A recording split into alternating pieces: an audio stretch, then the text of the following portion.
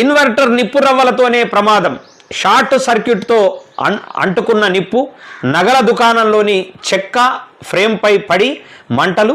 నిపుణుల ప్రాథమిక నిర్ధారణ. ప్రమాదంపై నేడో రేపో సమగ్ర నివేదిక.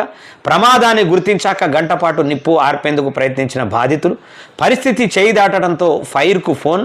మీడియాతో ఇష్టాగోష్ఠిలో అగ్నిమాపక శాఖ ఉన్నతాధికారి. మరి గుల్జార్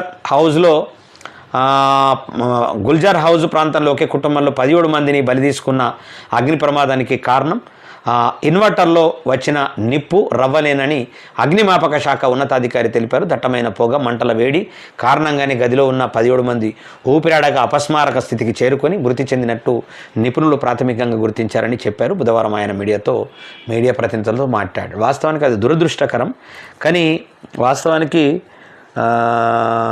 అది ఇప్పుడు ముందే